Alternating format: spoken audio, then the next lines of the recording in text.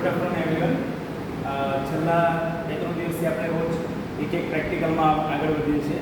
પહેલે દિવસે આપણે સિંગલ સિલિન્ડર ન્યુમેટિક સિસ્ટમ જોઈ હતી, જે આપણે પ્યોરલી વાલ ઓપરેટર હતી, અને એને બીજે દિવસે આપણે એ જ વસ્તુ ન્યુમેટિક જોઈ છે.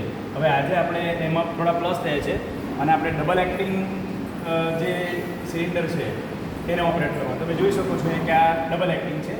અહીંથી એકવાર એર ઇન થશે, જે પિસ્ટનને રાઈટ સાઈડ મૂવ કરશે, અને નેક્સ્ટ ટાઈમ અહીંથી એર એન્ટર થશે અને પિસ્ટનને પાછો બેક એની પોઝિશનમાં લાવશે.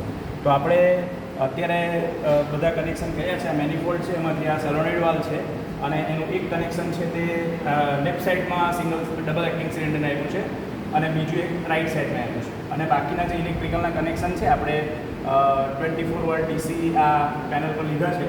હવે આપણે એને 6 બાર જેટલી એર આપીએ છીએ, દર વખત આપીએ છીએ. એટલે આ જે એર છે એ આ મેનિફોલ્ડમાંથી સોલેનોઇડમાં પાસ થશે અને પછી એ સિલિન્ડરના લેફ્ટ સાઈડમાં એન્ટર થશે અને પિસ્ટનને રાઈટ સાઈડ મૂવ કરશે, અને નેક્સ્ટ ટાઈમ રાઈટમાંથી એર એન્ટર થશે અને સિલિન્ડર છે તે બેક જશે. તો આપણે એને એકવાર ઓપરેટ કરીને જોઈએ. તો અહીંથી આપણે 6 બારની એર મેનિફોલ્ડ દ્વારા ડબલ એક્ટિંગ સિલિન્ડરને આપીએ છીએ. તો એકવાર મેનિફોલ્ડ ચાલુ કરીએ.